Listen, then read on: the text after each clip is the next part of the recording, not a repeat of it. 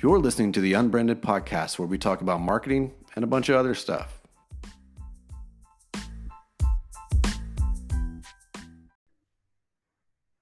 Welcome back to the digital marketing podcast called Unbranded. What the shit was that, Wes? Hey, I got to spice this thing up. I got to make it fun. Rock man in the 90s. Just got to do it. Oh, let me turn my AC off. If you start seeing the water rise, it's because it's hot as hell. But I'm sacrificing for you guys so that you can hear me clearly. Because I don't have anything important to say, but I might. Oh, boy. Oh, boy. So, guys, welcome to the podcast. Hello. How's it going? Welcome back to Oahu, Titus. You came back today. I know, it's like back to civilization. It's so you're like, interesting. Are you jet lagged by your 40-minute flight? No, but I'm adapting to this 10,000 degree heat. General overall anxiety of a virus that might be floating in the air. Oh, it's floating. Yeah, it is. Yeah, we're surging big time in Hawaii. Where we had no worries, almost none. Quarantining hard.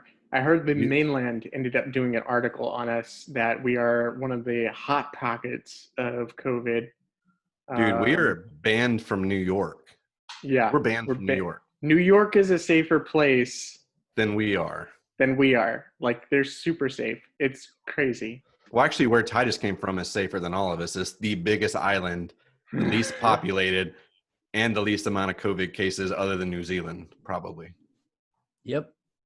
So, who wants to go to New Zealand? I would love to go to New Zealand. New Zealand sounds great this time of year. Dude. Of course, they're like, get away from us, you COVID bearers from Oahu. Oh, yeah. Dude, I'm afraid to even go grocery shopping. Yeah. I just have to start doing that Uber or whatever that company is that will go grocery shopping for you. Smart Shopper. Not. Yeah. More hands on your food, Wes.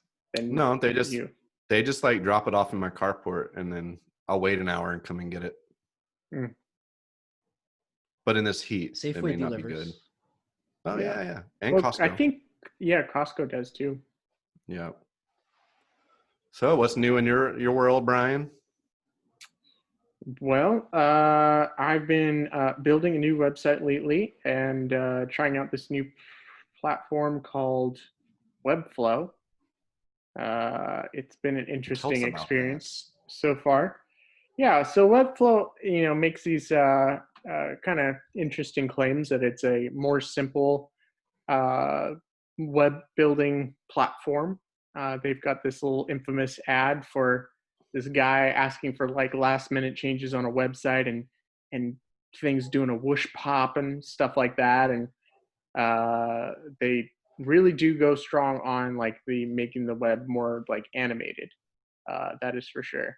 So is it like drag and drop in shape and all that kind of stuff, like ClickFunnels like and different Squarespace and stuff? Different like transitions and stuff like that, doing different stuff. So a majority of their websites have a lot of things going on. So I decided to check out the tool, see if it was as easy to use. They were claiming that you didn't have to be, super tech person in order to do it. And I tried it out, and being a super tech person myself, it actually was way more technical than I expected it to be, and hell of a lot more confusing than I was hoping. And so I was a bit disappointed with it. I'm still going to publish my site using Webflow. Don't you worry, internet. It's a headache. Why keep going?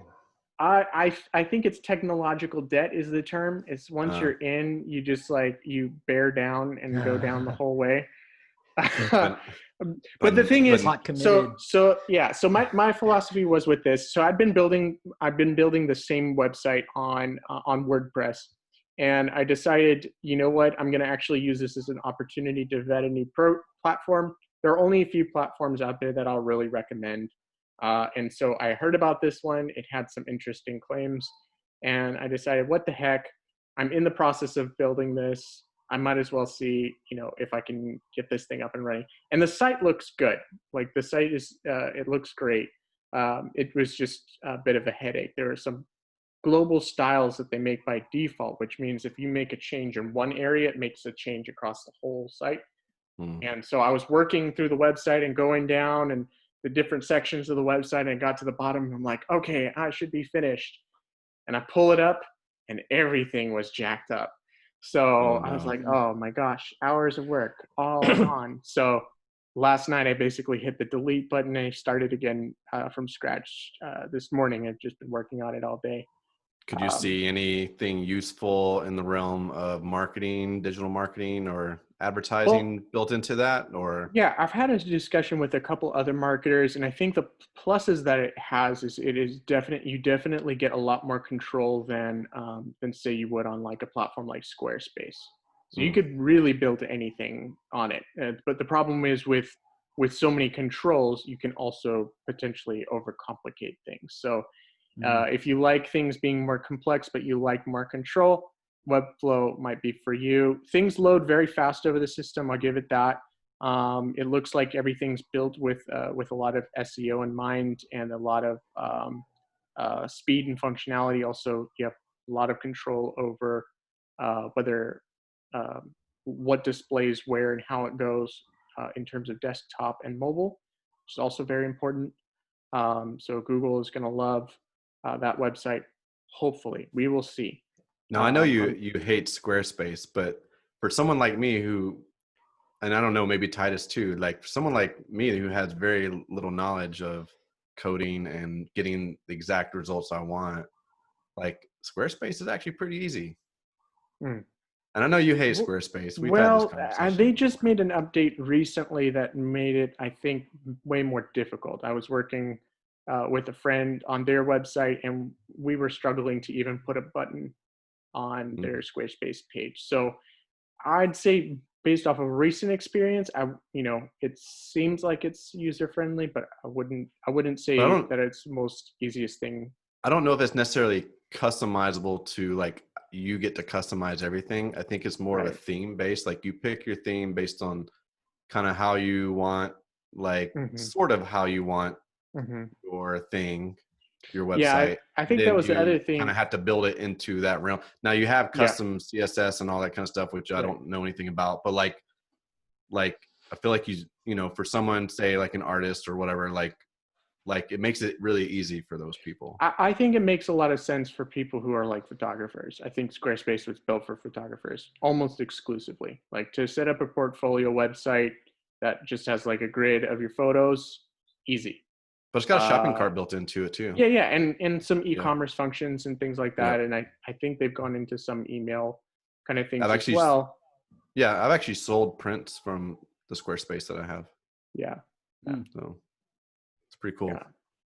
So I think I think it stands, for it serves a particular audience. I just wouldn't for many people who've worked with me in the past have wanted to move on from Squarespace because it's just very hard for them to manage. And so that's the thing that I look at, like when I'm building sites, is this something that somebody could really champion and build themselves?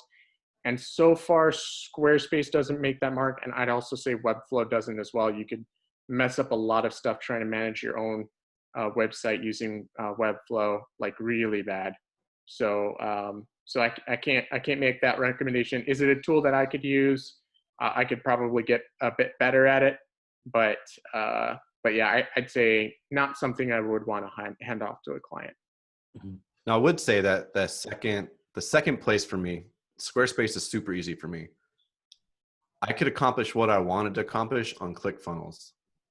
Now I know that you're really big into ClickFunnels, and I think all three of us actually are pretty big into ClickFunnels and using that. And as of August 2020, what web builder do you recommend to everyone as a web designer / marketer? As a web designer, or as like something I'd hand over to like a client to manage?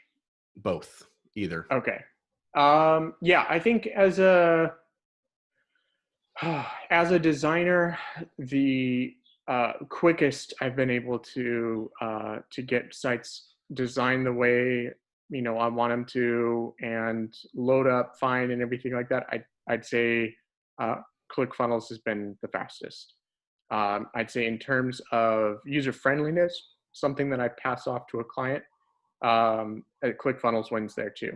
My backup there, though, because not everybody uses the full capabilities of ClickFunnels, because ClickFunnels is more than just a website builder.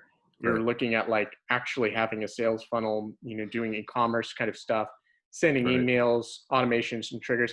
If you're looking like at a basic website or something like that, as convoluted as their backend is, WordPress still wins with the Divi theme. And the Divi theme is basically at this point the only theme that I'm using on that. It just makes the front end editor very much like ClickFunnels. You can work very fast with it. If, and any of my clients that have needed to make changes on their website, they know how to go in and make changes very quickly without breaking everything. I've used Divi before and was successful without breaking stuff. Exactly. Yeah. And I think that's what it comes down to. And I honestly wish that more web builders felt like that kind of experience, but was just the front end. Like the WordPress, not a lot of people know, but WordPress, because it started out as a blogging platform, it just wasn't.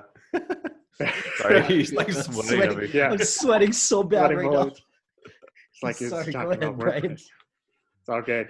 But WordPress started out as a blogging engine, and it wasn't built for building websites initially. And they just kind of built that on top of it over time, and it just kind of built this clunky thing. You need all of these plugins to do things like basic SEO and analytics and all of that kind of stuff. Things that should come now packaged inside of a website.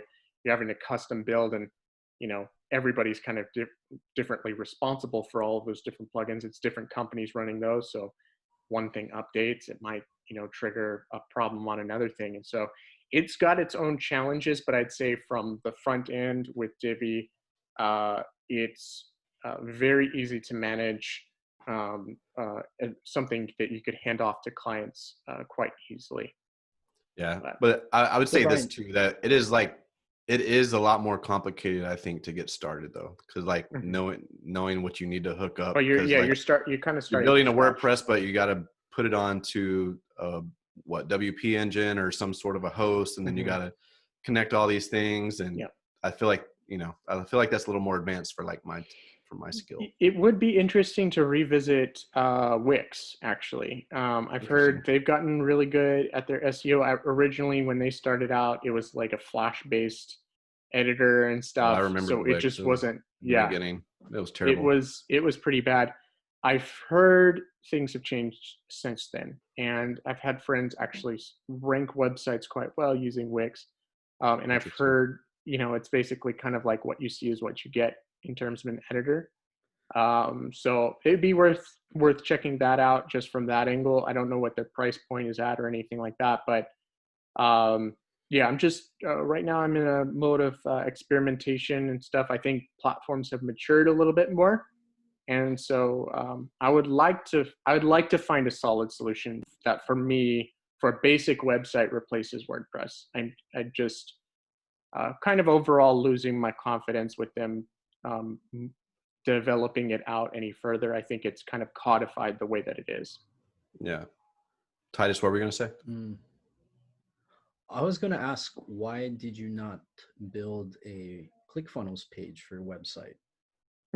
Well, I have done that. Yeah. Instead of building a funnel.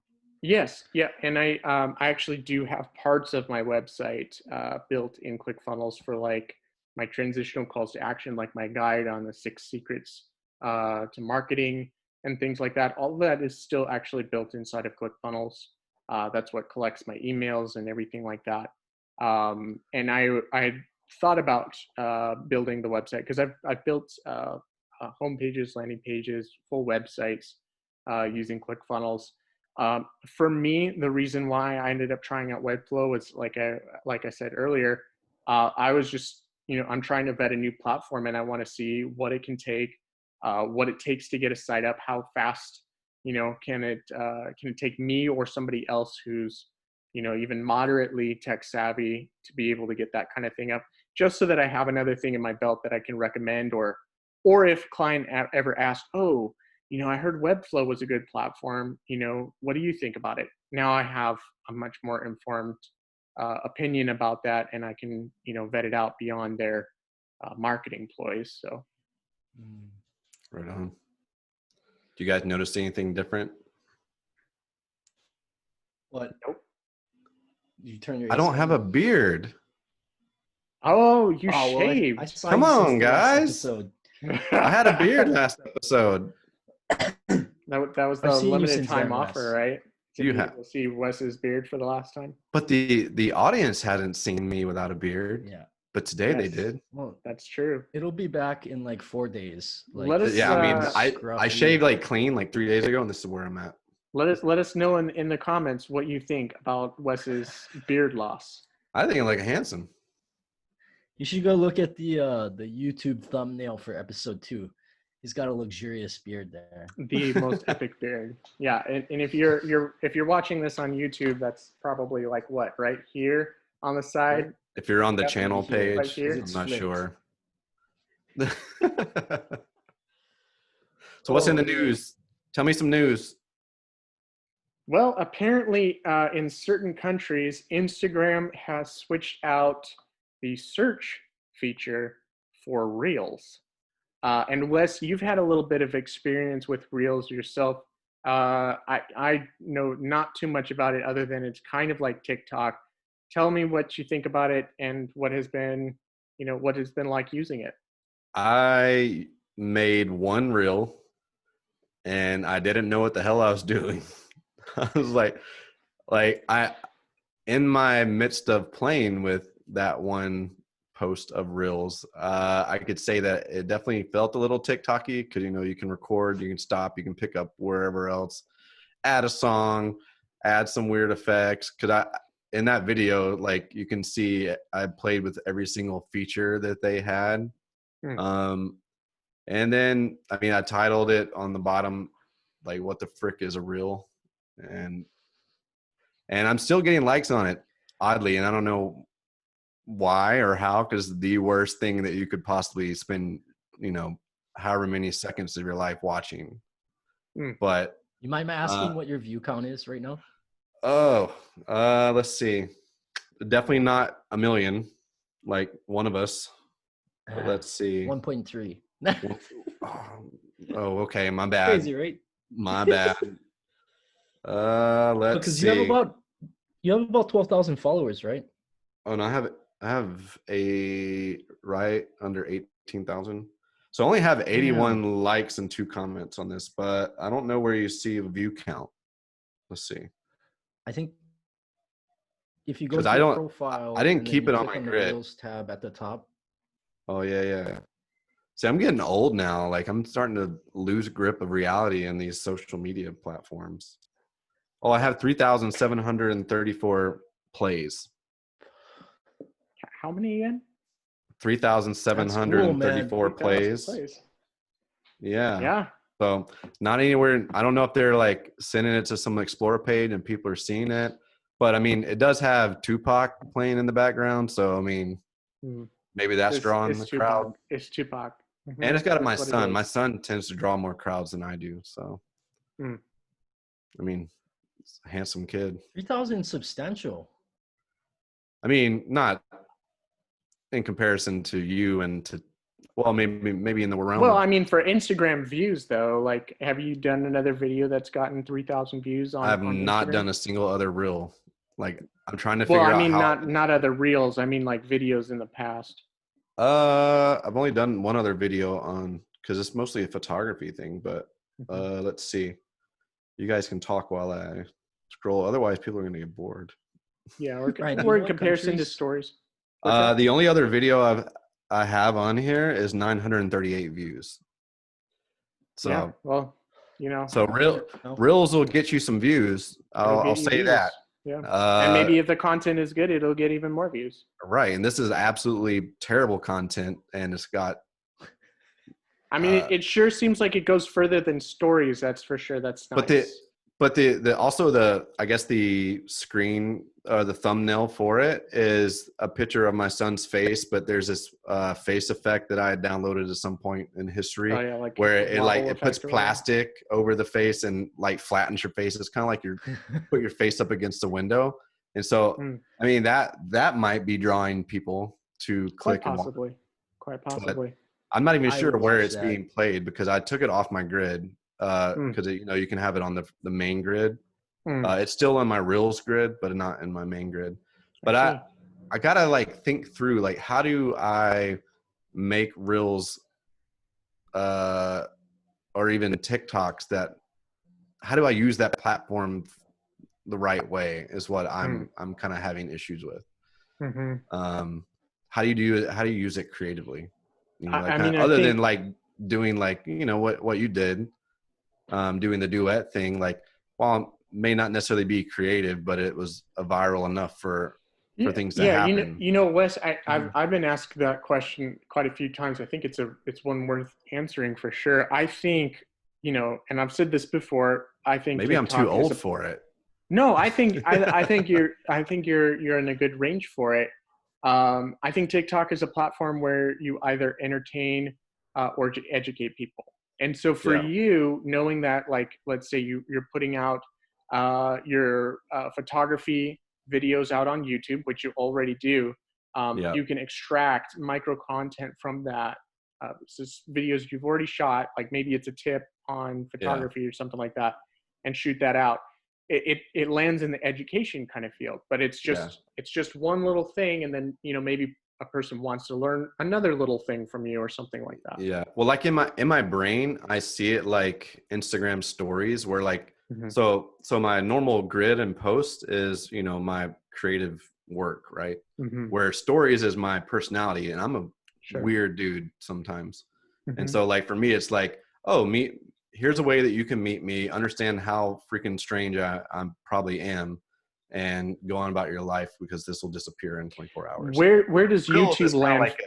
What's that? Where does YouTube land in that kind of like personality sphere for you? YouTube is landing in a desire to add value to the world and teach people things they may or may not have known, or encourage them to do go beyond what they think they can.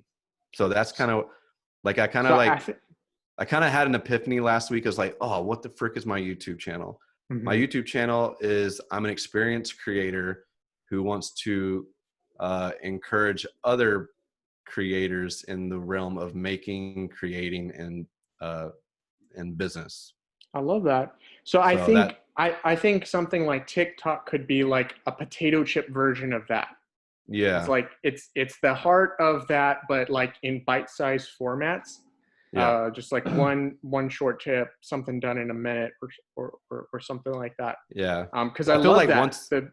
The beauty of that, and I've seen this done well, is because you can actually link your TikTok to your YouTube channel. Is that you can create this short form stuff, and if people really want to dive deeper into either business, creativity, or photography, any of those kind of things that you just mentioned, they can go to your YouTube channel for like whole videos on it. So it's kind of like it's a little more top of the funnel per se for that goal. I feel like once I get like my YouTube like kind of honed in mentally, then I can like start like, how do I use this content? Right now, I'm just like, I'm taking the content that's from my YouTube channel and I'm cutting it down into audio. So obviously like taking that same audio and splicing anything out that says, hey, look at this, or in this video, or, you know, things like that. And then putting it into my Anchor podcast. So I'm kind of using that, you know, whole Gary Vee thing of like repurposing content, which by the way, I've made 37 cents in the past 2 weeks, guys. Come on. I'm a professional podcaster. Rolling in that. I've made 37 cents you're getting paid on my podcast. So speaking of Gary Vee's kind of model of various content and stuff, Titus, you sent out a link earlier this week of a system called Content Fries. Can you explain a little bit about what that is and how that can help people do what Wes is talking about? It is a AI-based cloud software that can write your captions, find your hashtags, and distribute your content across most platforms. I don't think they're available for TikTok or Snapchat, but I actually think I haven't I really saw a TikTok on that list, that actually. as well. Yep. Okay. So is it like, I will haven't- it keyword and tag for your YouTube as well? Yes. Write your Okay. captions based upon what your video is about, and then it'll automatically transcribe all of your videos as well. And it's really inexpensive considering all the tools that it has. For $59 of a lifetime subscription, I mean, if you were to send an hour-long podcast to India and get it transcribed, it's $1 a minute. Yeah. Yep. So Yep. And a podcast like this would take like $45. Jeez. yes. Yeah. So I mean, if you get 1 hour-long piece of content transcribed, like you've already made your money back.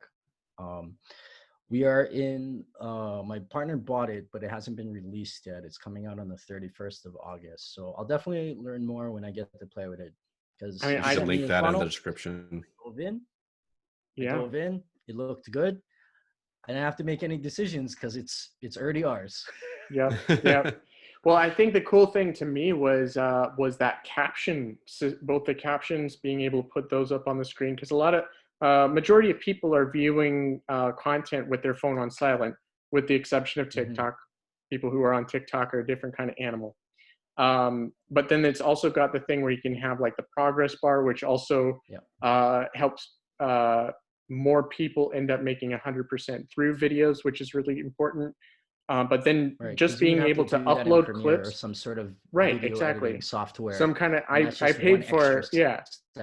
I paid for another software that just does that feature alone, and there's another one that does captions and stuff. So the fact that it does all of that is really great, and then it batches it out and cuts it up for the different platforms. I'm really looking forward to diving in. So thank you for sharing that. That was a really awesome tool. Right now it's at like an introductory price, right? Do you know what price it will be once it? Yeah, it's $59 lifetime. And then the regular price, I think, is $79, something like that. So still not too terribly priced. Then they're going to go for one time. Then they're going to go to a yearly plan after that. But, that's the funnel game, right? Yep. Yeah. Yeah, get your initial users in there and everything, test it out. I will say though, you gotta, just a warning, if you go to their website, it's like a freaking ADD, not ADD friendly. Oh yeah. It was one of the more confusing websites that I went to. I kind of got the general gist of it from their thumbnail, kind of, sort of. But then when I was scrolling through their website, I'm like, are they trying to sell me Burger King fries right now? Or are they trying to sell me software? Right. And so, it was a little confusing. They definitely pushed the analogy a little too far, I think. Well, it took like half the page before I realized, oh, this is what they do. Other than what Titus had told me. But the concept sounds awesome. I'd like to see it in practice for sure. Yeah, I wish they just put that concept a little bit more above the fold at the top of the website. Yep. Yeah. I would have just been like, yes, give me a place where I can check out the copywriting secrets book. I mean, this is a marketing podcast, and they didn't do very well in their marketing, at least on their webpage, right? No clarity. Yeah. So, but we should link that in the description below, so other people can check that out. Not that we're sponsored by it, because we're definitely not sponsored. No, this is just our sheer benevolence. But if you would like to be sponsored on you can on the sponsor podcast, us. Titus, are you frozen? Am I frozen? I think Titus is frozen because I can hear you. Okay. So, Wes, you were saying you saw something interesting kind of come up in the news in regards to the new Apple development. Yeah, it looks like the new iOS 14 is gonna just like give users the ability to disable tracking. And what does that mean? I'm not quite sure, but apparently it's supposed to potentially cause problems for Facebook, the Facebook app. but as things go along, you have to adapt. And I think Facebook will adapt in their app, or Apple will adapt and make a software update. But as far as ads go, that might make things a little more difficult for us, especially because a lot of ads get played on mobile. And well, I don't think Facebook will suffer too much, and here's why. It's like, for all of the data that they've collected on people, like let's say your age, and like where you live and things like that, what you've liked, what you've interacted with, they're collecting all of that. So Facebook doesn't need all of the extra third-party data like other advertisers do. So I don't think that they're going to be in that bad of a position. But from your perspective, Wes, iOS 14 comes out, you put it on your phone. Are you going to be flipping that switch? No, because I like to see products. I like to criticize marketing attempts. Well, and it's not like it's a switch to flip off whether you're seeing ads or not. No, it's whether the tracking happens to better those ads. Yeah. But also don't know like if iOS will be launching it already enabled and you have to disable it.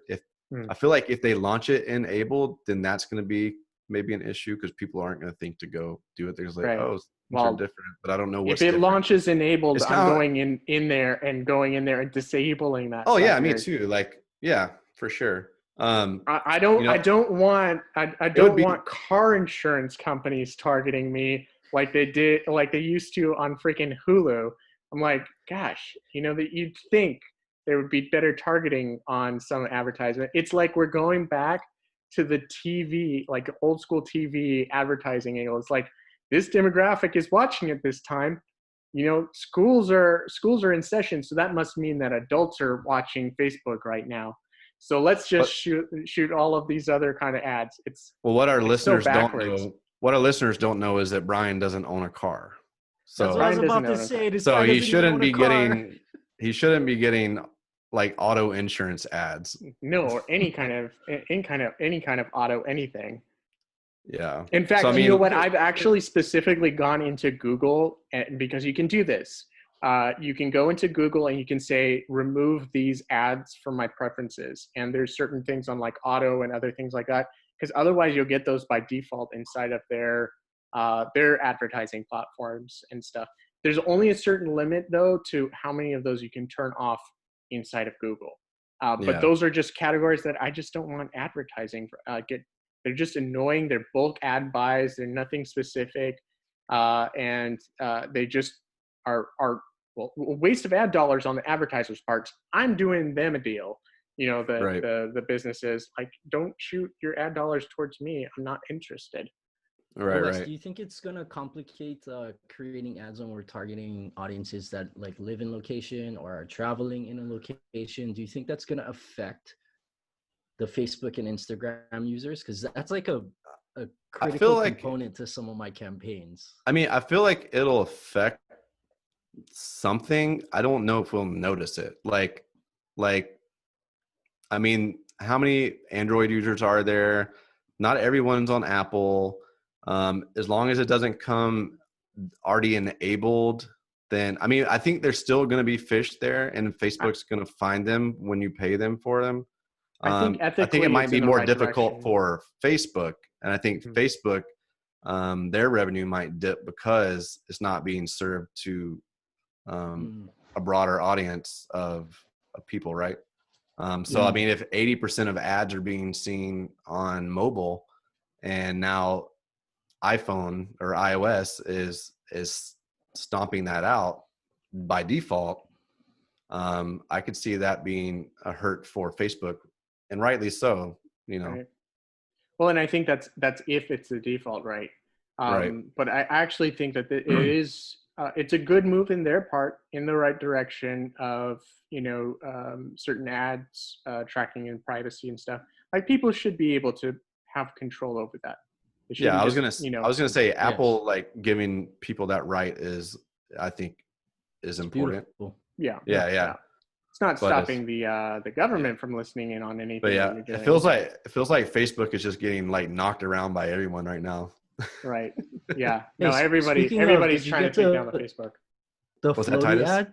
Did you get No, the floaty I never got ad? the floaty ad.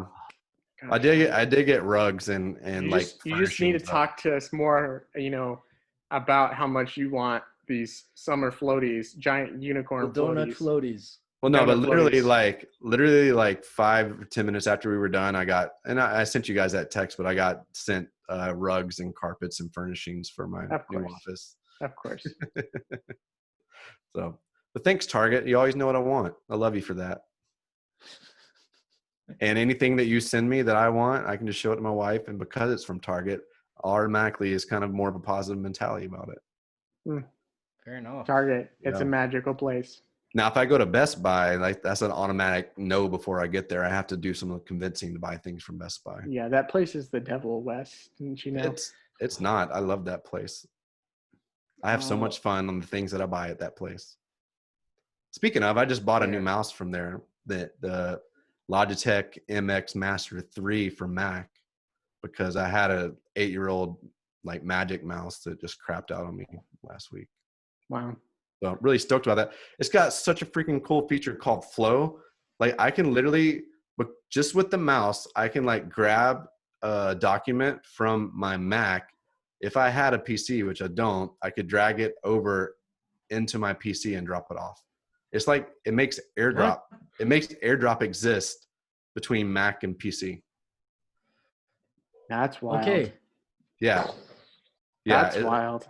It's so nuts how this happens. Like, and you can do it from like iPad. So I could like drag a file from my iPad to my Mac. I could drag, if I had a PC, drag that same file over to a PC. You need to send me the links to all of the things we've mentioned on this thing so that I can send that to our readers. It's the Logitech. That will be included in the link below. Yeah. That sounds mind-blowing. And not only that, it's like maybe the most ergonomical mouse I've ever put my hands on. I felt one up when I was in Office Max last week. Oh yeah, you know that. Scrolled that little wheel, played with it. Oh man, it's so ergonomical. Carpal tunnel, done forever. Put an end to carpal tunnel with the Flow mouse. No, it's not Flow mouse. It's MX Master 3. The MX Master 3. I like Flow mouse better. It sounds expensive. Mouse Master Flow. It was $99, but it's gonna be worth it. All right, Titus. Any last words of wisdom for our audience as we close this time together? Could I say buy Tesla stock? I'm a little too late for that one. Yeah. Yeah, it's a little late. Is that like climbing right now? Oh man, it's dude. The Model Y. Oh, did they announce the new car? Oh, they announced the Model Y. I want to say like maybe a month and a half ago, and it's supposed to be like the Model 3 on steroids with a little more room and a lot more ride height. Interesting. Like my next car will be a Tesla. Hopefully it's the Y, but it'll probably be a 3, unless they come out with something. Apple car. The Apple car. What about an Apple car? I don't know. I read an article that they're working on an electric vehicle. No. Oh, wow. Well, you heard it. You may have heard it here first on did you hear Unbranded podcast. I mean, I know Apple has like Apple CarPlay, and we thought it was called Apple Car. What? Oh, here, I'll read it. For our audio listeners, like he pulled up a website showing it on his phone. The Apple Electric Car Project, codenamed Titan, is an electric car project undergoing research and development by Apple Inc. Interesting. Started in 2020.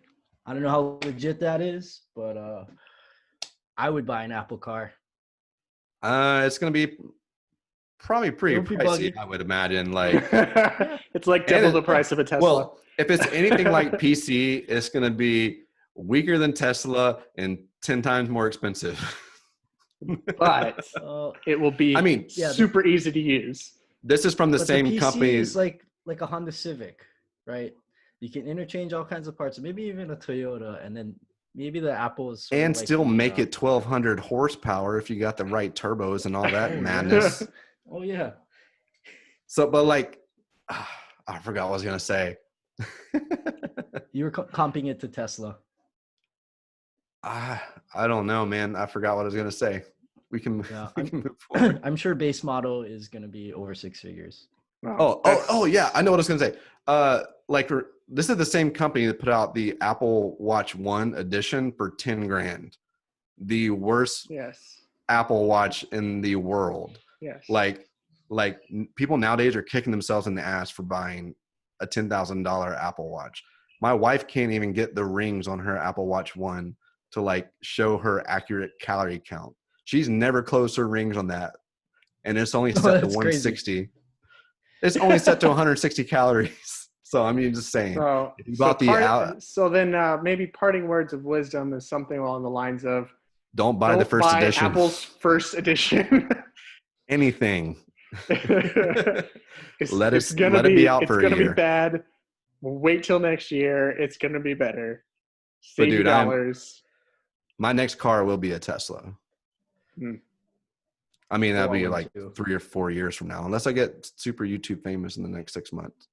It'll be within 4 or 5 goals. Years. Tesla and YouTube famous. Yep. Also, if you want to buy a Peloton, I know a hack.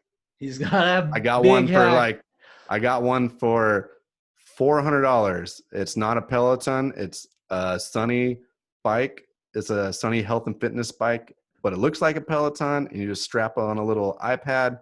I just got it in today, and I actually used it right before working out. So I'm extra hot because now the AC is off.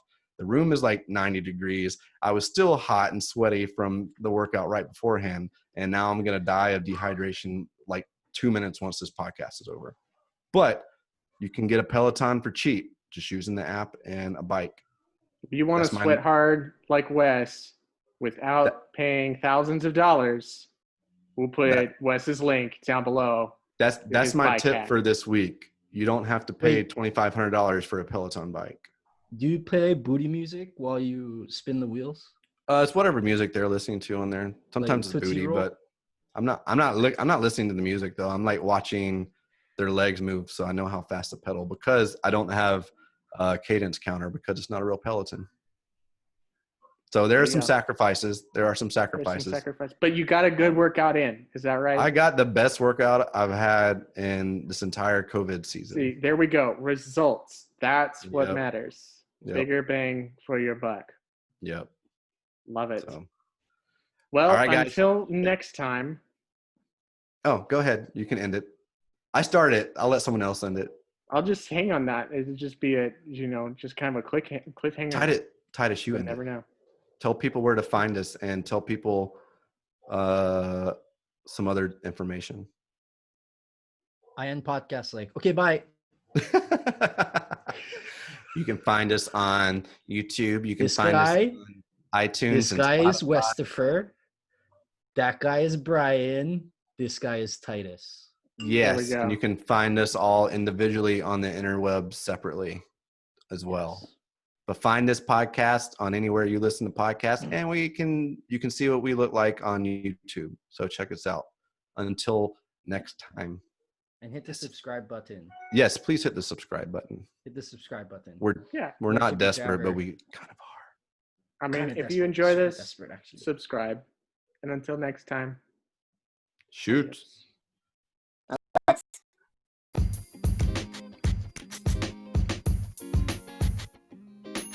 You've been listening to the Unbranded podcast.